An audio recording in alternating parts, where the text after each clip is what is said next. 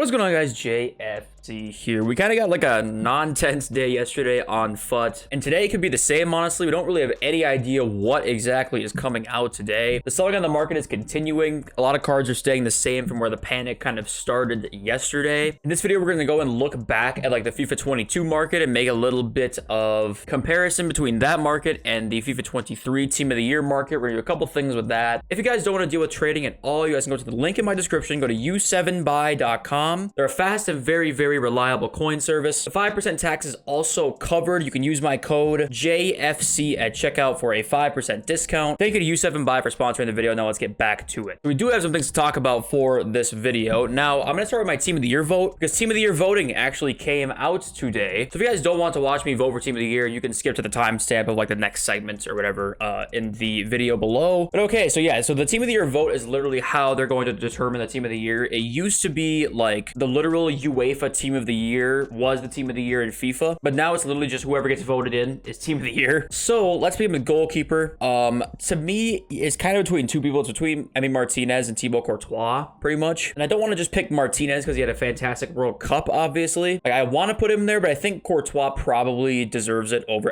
Martinez. I think I'm going to put Thibaut Courtois in for goalkeeper. Center back is tough. There's a lot of choices for center back here. There's no real clear-cut winner. Like Eder Militao, Ruben Diaz, Thiago Silva, Marquinhos, and Tomori, and Van Dijk. Gvardiol obviously is there, but I think Van Dijk, you gotta remember Liverpool last year almost like went on an insane run. They were in contention to winning 4 trophies, like the quadruple.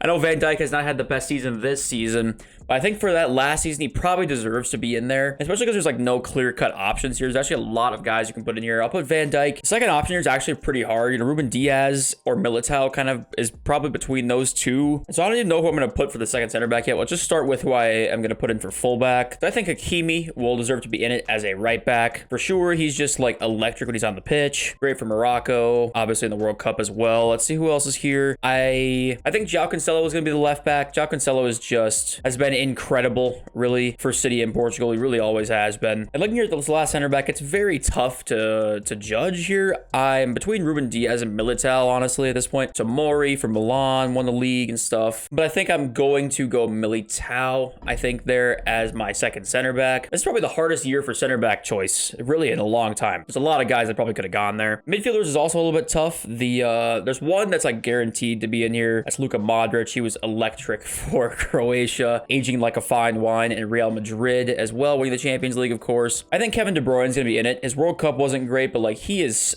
just an incredible player. It's very difficult for me to leave him out of this Team of the Year. This third one is actually really hard. I think Kimmich could deserve it. I think Toni Kroos. I think Martin Odegaard could deserve it. Valverde, 100%. Casemiro. A lot of guys here that could deserve it, really. Rodri could definitely deserve it. I think this last one is probably between Rodri and Valverde, honestly, for midfielders. And I want to put Rodri in because like I feel like he's very underrated, honestly. He should be a little bit higher rated than he is, in my opinion. I'm going to go Valverde. It's tough, but I'm going to put Valverde in there. I think Valverde's had just a fantastic season this year, and obviously last year he was great too. Very tough though, again. Like I think you can put Rodri in there easily. The forward three is kind of honestly probably the easiest part for me. It's going to be Benzema up top, going to be Mbappe on the left, and Lionel Messi on the right. That's kind of the front three for me. I was seeing people put in like, Vinny and Haaland and that kind of thing. I just think you need to reward Benzema for his Ballon d'Or year. Mbappe is Mbappe, electric in the World Cup, which is probably going to count for a lot of this Team of the Year voting. And obviously for PSG as well. Great, even though it's a Farmers League. That's just a consensus opinion, all right? You didn't hear it from me. I'm not calling it a Farmers League. Lionel Messi, of course, won the World Cup. It's just hard to put in really anybody else here, in my opinion. Like, you could put Vinny in, try and get him in there. Vinny for Brazil was obviously great, won the Champions League, but I just don't think he probably makes it over Mbappe or Benzema. Neymar, same kind of thing. You put Borja Iglesias in there if you really wanted to, but I don't know. It's tough. Lewandowski obviously just scores goals everywhere he goes. I think this is going to be my Team of the Year. Mbappe, Benzema, Messi, De Bruyne, Valverde, Modric, Cancelo, Militao, Van Dijk, Hakimi, and Courtois. So let me know who you guys picked in the Team of the Year vote down below. How wrong was I? At a scale of 1 to 10, what is my ball knowledge? All right, I'd like to hear it. Does JFC know ball? You be the judge. Team of the Year icons. We've heard no updates on these guys, by the way. So like we got Zidane, Concept. We got concepts running wild around here. So no like card design for it yet. This is just a concept, I believe, card design. So this kind of stuff, you know, it's on the way. And if you look at the market, we're seeing the panic continue. Cards are pretty much the same price as yesterday, but the panic is continuing because prices are not going back up or staying the exact same. Mbappe 765. Ginolas just keeps trickling down lower than 1.1. Aloe Ramos below 600K for a lot of the day today. So if you didn't see yesterday's video, I went like kind of in depth about what I think about selling cards. And I do think that like you should probably sell really as soon as you possibly could. I think that the market's probably only going down from now until team of the year. If you guys have Centurions cards, by the way, they're like just going down like quite a bit in price, honestly. Ben Yedder and Vardy and Trent Alexander-Arnold. Neymar continues to just go down and down and down.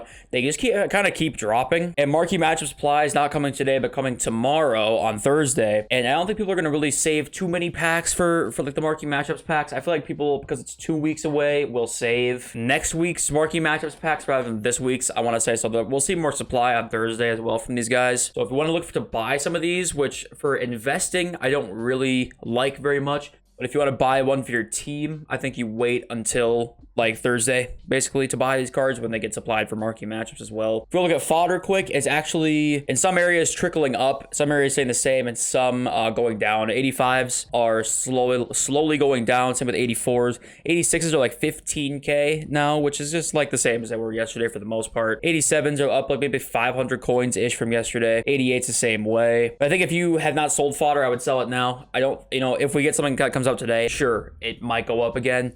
But we're seeing some ratings trickle down a little bit like we talked about yesterday. I'd rather get out now on a profit, especially when making coins in this market is pretty hard, all right? So if you make coins on any kind of investing, you are already ahead of like 99% of FIFA players. So in my opinion, just take the coins and don't get too greedy about it. Now let's go and talk about the market from last year. So look at Gold Mbappe. It's one of the players I want to look at. He's one of the most used players in FIFA. 768 right now. He's dropped quite a bit recently.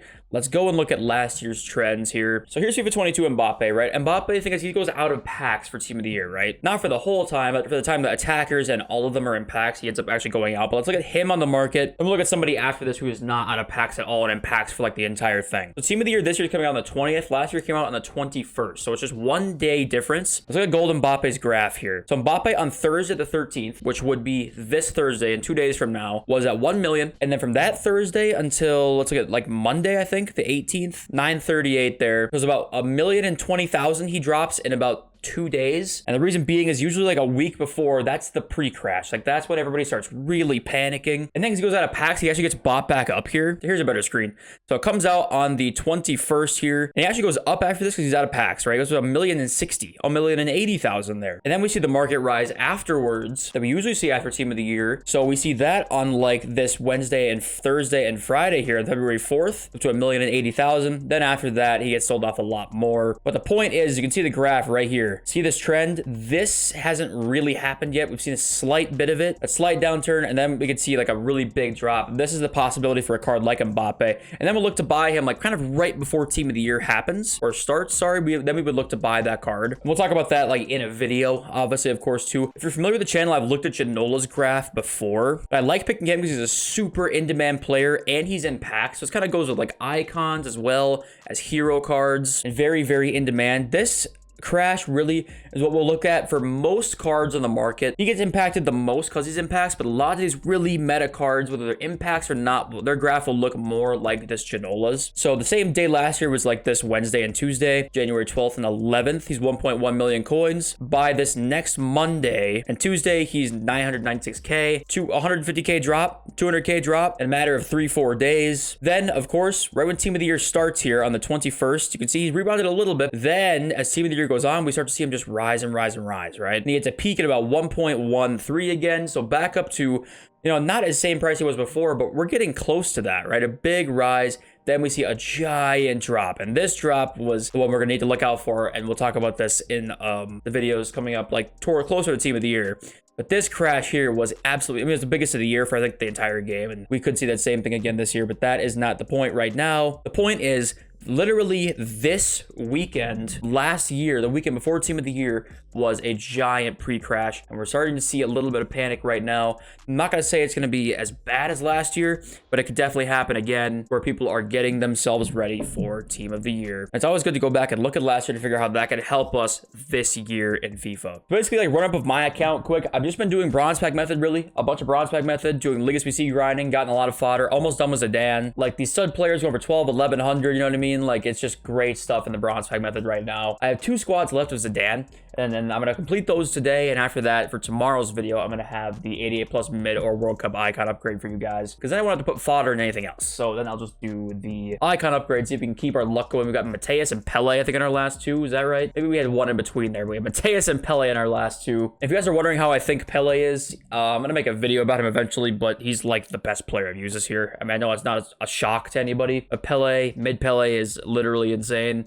His finishing doesn't make any sense. Lothar Matthäus, even the baby card, is nuts. Best interceptor of the ball in FIFA. And Jairzinho is a rat. If you guys have not used or done Jairzinho, like, this card is nuts as well. Love the attack of Pele and Jairzinho. I know I'm not saying anything new there, but this attack is crazy. But a lot of stuff of mine is liquid right now, and I would recommend you guys do the same just to be safe. If you guys have any questions, let me know in the comments down below. Love to help you guys out. I love you all. I'll see you next video very, very soon. Peace!